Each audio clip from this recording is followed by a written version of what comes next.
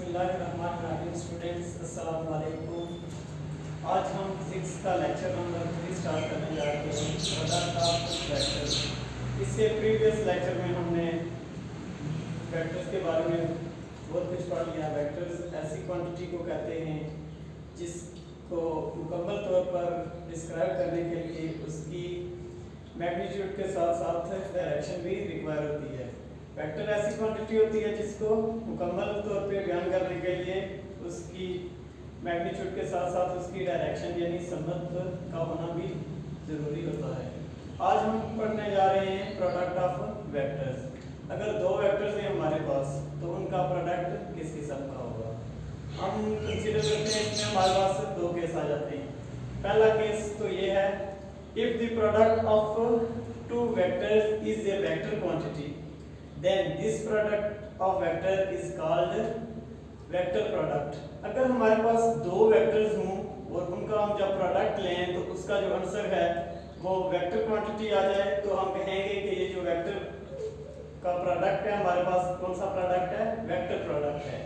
अगर और दूसरा केस जो हमारे पास है वो ये है, if the product of answer of the product of two vector is a scalar quantity then this product of vector is called scalar product. अगर हमारे पास दो वेक्टर्स हों और उनका हम प्रोडक्ट लें और आंसर जो रिजल्ट हमारे पास आता है अगर वो हमारे पास एक स्केलर क्वांटिटी है तो हम क्या कहेंगे, वेक्टर्स का ये जो प्रोडक्ट है हमारे पास इसका नाम क्या है, scalar product. Vectors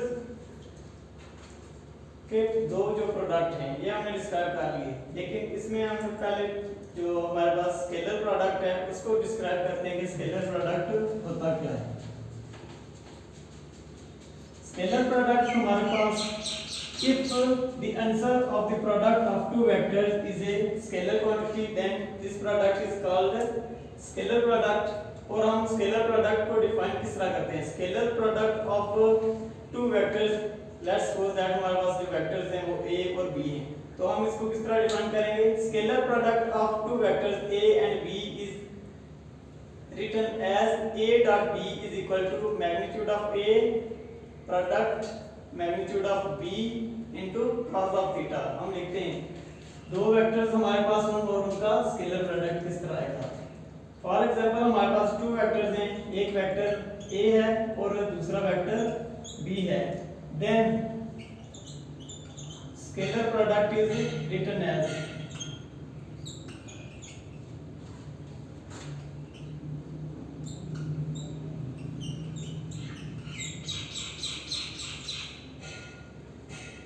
a vector dot b vector is equal to magnitude product of magnitude of a and b।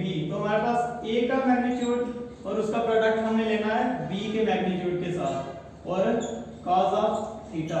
और इसमें हमारे पास जो थीटा होता है वो स्मॉल एंगल होता है between the tails of the two vectors. हमारे पास फॉर एग्जांपल एक वेक्टर है a, हम उसको नाम दे देते हैं और दूसरा जो वेक्टर है हमारे पास उसको हमने b का नाम दे दिया। तो हमारे पास cos थीटा में जो थीटा होता है वो क्या होता है, इन दोनों की जब टेल्स को कोइंसाइड कराएंगे हम तो उसके दरमियान जो जाविया या एंगल बनता है हम उसको क्या कहते हैं, वो थीटा है उसका।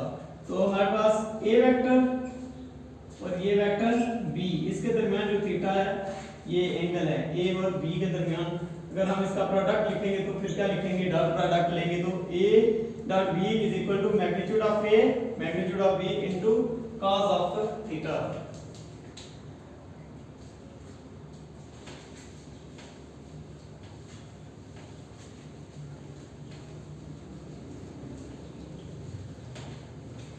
अब जैसा कि हमने पढ़ चुके हैं कि दो वेक्टर्स का अगर हम प्रोडक्ट लें और उसका आंसर स्केलर क्वांटिटी आए तो हम उसको स्केलर प्रोडक्ट कहते हैं। और इसी को हम क्योंकि a dot b is equal to a का मैग्नीट्यूड इनटू b का magnitude multiply cos of theta लिखते हैं तो हम स्केलर प्रोडक्ट को ही डॉट प्रोडक्ट भी कहते हैं। अगर हमारे पास क्वेश्चन को घुमा फिरा के पूछ ले कैरेक्टरिस्टिक्स ऑफ या स्केलर प्रोडक्ट कौन सा होता है या डॉट प्रोडक्ट क्या होता है, तो इसमें घबराने की कोई बात नहीं, ये दोनों सेम प्रोडक्ट हैं, एक ही चीज के दो नाम हैं, या हम इसको स्केलर प्रोडक्ट कहेंगे या फिर हम इसको डॉट प्रोडक्ट कहेंगे। अब हमारे पास हम देखते हैं कि इसकी कैरेक्टरिस्टिक्स क्या होती हैं स्केलर प्रोडक्ट की, क्योंकि ये तो हमारे पास डॉट प्रोडक्ट है और ये डिपेंडेंट किस चीज पे मुनहसर कर रहा है, क्योंकि जिस तरह हमने डेफिनेशन में लिखा a vector dot b is equal to magnitude of a into magnitude of b और cos ऑफ थीटा। क्लियरली हमें इससे नजर आ रहा है ये दो चीजों पे डिपेंड कर रहा है, या तो मैग्नीट्यूड ऑफ वेक्टर्स के ऊपर डिपेंड कर रहा है या फिर थीटा के ऊपर डिपेंड कर रहा है। तो अब हम इसकी कैरेक्टरिस्टिक्स लिखते हैं। तो इसकी कैरेक्टरिस्टिक्स क्या हैं? पहली हमारे पास जो कैरेक्टरिस्टिक है डॉट प्रोडक्ट की, वो हम कंसीडर करते हैं कि dot product of two perpendicular vectors is 0।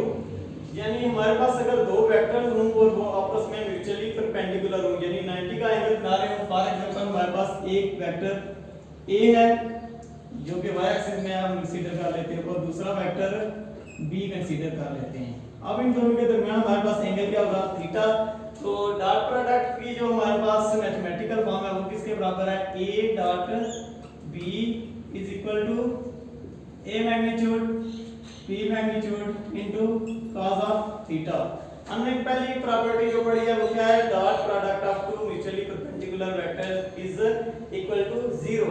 हमारे पास जो दो बाहमी 90 का एंगल बना रहे हो वेक्टर्स, उनका डॉट प्रोडक्ट किसके बराबर होता है? 0। हम इसको मैथमेटिकली किस तरह प्रूव करते हैं? अब हम चेक करते हैं। इसमें हम a डॉट b, ये vector as it is a का मैग्नीट्यूड b का मैग्नीट्यूड और एंगल चूंकि दोनों के दरमियान क्या है? परपेंडिकुलर है तो 90 है, तो cos of 90, since cos of 90 is equal to cos of 90 equal to 0, so हमारे पास a डॉट b किसके बराबर आ जाएगा? a dot b is equal to a का मैग्नीट्यूड इनटू b का मैग्नीट्यूड मल्टीप्लाई 0। तो हमारे पास a dot b is equal to 0। हम कोऑर्डिनेट एक्सिस में जाते हैं, इसकी एग्जांपल देखते हैं कि दो म्यूचुअली परपेंडिकुलर वेक्टर्स क्या होते हैं। इससे प्रीवियस लेक्चर्स में एक दिन हमने यूनिट वेक्टर्स के बारे में पढ़ा था। अगर हमारे पास कोऑर्डिनेट एक्सिस हो, फॉर एग्जांपल 3D में हम कंसीडर करते हैं, तो ये x एक्सिस इसको नाम दे दें, इसको y एक्सिस का नाम दे दें और इसको z एक्सिस का नाम दे दें। x एक्सिस का जो हमारे पास यूनिट वेक्टर होता था वो क्या होता है? I unit vector. y axis का जो हमारे पास यूनिट वेक्टर होता है उसको हमने j यूनिट वेक्टर का नाम दिया होता है, और जो हमारे पास z एक्सिस का यूनिट वेक्टर है वो हमारे पास k यूनिट वेक्टर होता है। और एक चीज, इन तीनों के दरमियान जो एंगल होता है वो कितना होता है? 90 डिग्रीज का। जिस तरह के हम फिगर से हमारे पास ये साबित है, हमें नजर आ रहा है कि x और y के दरमियान का एंगल क्या है, क्योंकि ये दोनों एक दूसरे को 90 के एंगल पर नुमाइंदगी कर रही है, तो ये राइट एंगल पर है। लेकिन चूंकि 3D में हम तीसरा जो एंगल है उसको उस तरह ड्रा नहीं कर सकते, लेकिन 3D में इस तरह होता है। आप देखें ये x एक्सिस के साथ भी 90 का एंगल बना रही है और y एक्सिस के साथ भी 90 का एंगल बना रही है। इसलिए हमने जो फर्स्ट प्रॉपर्टी ऑफ या कैरेक्टरिस्टिक्स ऑफ डॉट प्रोडक्ट पढ़ी है कि हमारे पास परपेंडिकुलर्स का डॉट प्रोडक्ट किसके बराबर होता है? 0। तो इसका क्या मतलब हुआ? ये तीनों एक दूसरे के क्या है? परपेंडिकुलर हैं। I dot j is equal to j dot k equal to k dot I, ये तीनों परपेंडिकुलर हैं। तो हमारे पास cos ऑफ 90 बनेगा, तो ये तीनों का जो डॉट प्रोडक्ट है वो किसके बराबर होगा? 0। अब हमारे पास दूसरी प्रॉपर्टी हम देखते हैं, उसकी दूसरी कैरेक्टरिस्टिक क्या है।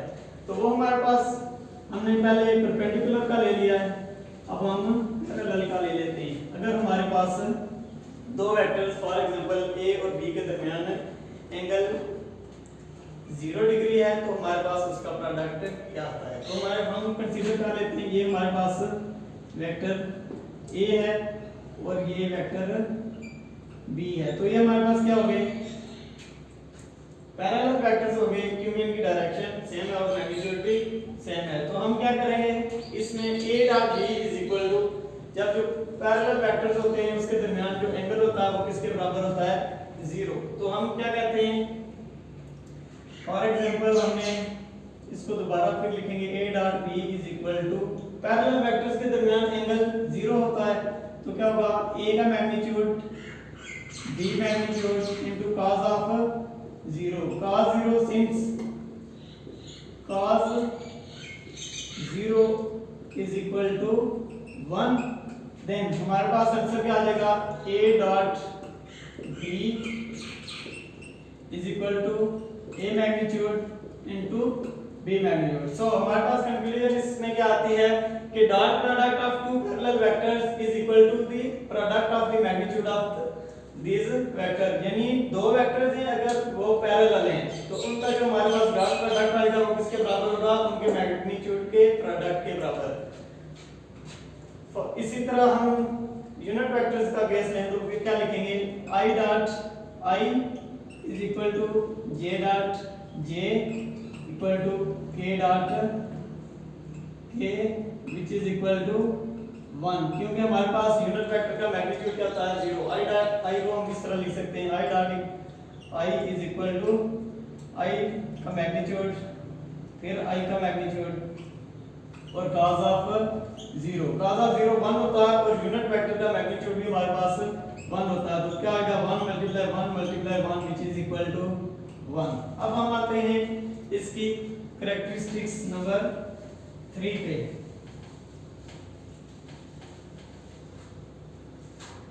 तो तीसरी कैरेक्टरिस्टिक क्या है हमारे पास dot product of two anti parallel vectors. अगर हमारे पास दो एंटी पैरेलल वेक्टर्स हो, एंटी पैरेलल मतलब उन दोनों के दरमियान एंगल या जाविया क्या हो 180 का हो, तो हमारे पास उनका डॉट प्रोडक्ट क्या होता है गिव्स मिनिमम मैग्नीट्यूड, उसका कम से कम उसका जो आंसर होता है वो क्या होता है कम से कम, यानी नेगेटिव में होता है, इसलिए हम सबसे कम जो मैग्नीट्यूड यानी डॉट प्रोडक्ट आंसर आता है वो कौन से वेक्टर्स का आता है, हमारे पास जो एंटी पैरेलल वेक्टर्स होंगे उनका जो आंसर होगा डॉट प्रोडक्ट का वो सबसे कम से कम होगा मैग्नीट्यूड के लिहाज से। फॉर एग्जांपल हमारे पास एक वेक्टर है a और दूसरा वेक्टर b। a की डायरेक्शन क्या है ये हम कंसीडर कर लेते हैं और b की डायरेक्शन ये इसकी अगर इस डायरेक्शन में होता तो पैरेलल होता, इसकी अपोजिट डायरेक्शन में है तो एंटी पैरेलल हो गया। अब हम इनका डॉट प्रोडक्ट लेते हैं तो हमारे पास ये एंगल कितना बना 180। सो हमारे पास a dot b is equal to a magnitude b magnitude into cos of 180। अब cos 180 हमारे पास किसके बराबर होता है cos 180 is equal to -1। So हमारे पास इसका आंसर क्या आएगा a dot b is equal to -1 शुरू में लिए हैं तो हमारे पास क्या आ जाएगा a मैग्नीट्यूड और b मैग्नीट्यूड, ये हमारे पास किसके बराबर हो गया माइनस इनटू a मैग्नीट्यूड और b का मैग्नीट्यूड। हमने देखा है कि हमारे पास अगर दो वेक्टर्स म्यूचुअली परपेंडिकुलर हैं तो उनका जो हमारे पास डॉट प्रोडक्ट होता है वो क्या आता है 0। अगर हमारे पास दो वेक्टर्स पैरेलल है यानी उनके दरमियान एंगल 0 है तो उसका जो डॉट प्रोडक्ट है वो हमारे पास उसके प्रोडक्ट ऑफ मैग्नीट्यूड के बराबर आता है। लेकिन जो तीसरी कंडीशन है हमारे पास इसमें क्या होता है अगर दोनों वेक्टर्स आपस में म्यूचुअली एंटी पैरेलल है यानी 180 का एंगल बना रहे हैं तो हमारे पास इसका जो रिजल्ट होगा वो माइनस यानी negative into product of their magnitude. तो हमारे पास जो आंसर चूंकि 0 हमारे पास नेगेटिव क्वांटिटी से बड़ा होता है सो हमारे पास कम से कम रिजल्ट कौन से प्रोडक्ट यानी कौन से वेक्टर्स के प्रोडक्ट का आएगा एंटी पैरेलल वेक्टर्स जो होंगे उनका जब हम प्रोडक्ट लेंगे तो हमारे पास जो रिजल्ट आएगा वो सबसे कम होगा। और पैरेलल वेक्टर्स का जब हम प्रोडक्ट लेते हैं तो उसका मैग्नीट्यूड सबसे ज्यादा होता है। तो हमारे पास म्यूचुअली परपेंडिकुलर वेक्टर्स होते हैं उसका जो हमारे पास प्रोडक्ट होता है वो किसके बराबर होता है 0 के बराबर। अब हम लास्ट प्रॉपर्टीज की डिस्क्राइब करते हैं। वो हमारे पास हमने जो ये लिया है a dot b is equal to a का मैग्नीट्यूड इनटू b का मैग्नीट्यूड इनटू हम कंसीडर कर लेते हैं दोनों के दरमियान एंगल जो है वो थीटा है तो cos ऑफ थीटा। अब हम इसी को b डॉट a लिखते हैं तो हमारे पास क्या आता है b dot a is equal to b का मैग्नीट्यूड a का magnitude into cos of theta. इसको हम इक्वेशन नंबर 1 का अगर नाम दें और इसको इक्वेशन नंबर 2 का नाम दें। क्योंकि मैग्नीट्यूड सिर्फ न्यूमेरिकल वैल्यू ही होती है। अगर हम for example a is equal to 5 है हमारे पास और b इज इक्वल टू 4 है। सो हम इसमें क्या करते हैं, a का मैग्नीट्यूड हमारे पास 5 और b का मैग्नीट्यूड 4, तो a डॉट b किसके बराबर आएगा हमारे पास, a into magnitude of b, sorry, तो किसके बराबर आएगा 5 multiply 4 which is equal to 20। अब हम देखते हैं b का मैग्नीट्यूड मल्टीप्लाई a का मैग्नीट्यूड किसके बराबर आता है, तो b magnitude into a magnitude is equal to 4 multiply 5 which is equal to 20। अब ये जो हमारे पास दो इक्वालिटीज यानी इक्वेशंस हैं, इसके मुताबिक हमारे पास क्या है, a का मैग्नीट्यूड इनटू b का मैग्नीट्यूड इज इक्वल टू 20 और b मैग्नीट्यूड इनटू a का magnitude which is equal to 20। अब हमारे पास राइट हैंड साइड इक्वल है, तो इसमें क्या होगा, a का मैग्नीट्यूड इनटू b का magnitude which is equal to b magnitude and a magnitude, इन दोनों के प्रोडक्ट। अब इक्वेशन नंबर 1 में इसकी वैल्यू पुट कर दें तो हमारे पास क्या आएगा, a dot b is equal to, a b को हम b का मैग्नीट्यूड इनटू a का मैग्नीट्यूड ले लेते हैं, तो हमारे पास क्या आएगा b magnitude into a magnitude और cos ऑफ थीटा। अब हम इक्वेशन नंबर 2 को देखें, तो b डॉट a हमारे पास इसके बराबर है, इसकी राइट हैंड साइड के बराबर है, इसका मतलब है हम इसकी जगह b डॉट a लिख देते हैं, a dot b is equal to b dot a। इसका मतलब है हमारे पास जो डॉट प्रोडक्ट होता है वो कम्यूटेटिव होता है, मतलब एक वेक्टर को पहले मल्टीप्लाई करें या बाद में मल्टीप्लाई करें, इससे हमारे रिजल्ट पर कोई असर नहीं होता। उम्मीद है कि आपको लेक्चर की समझ आ गई होगी। आज के लिए इतना ही काफी है, मिलते हैं।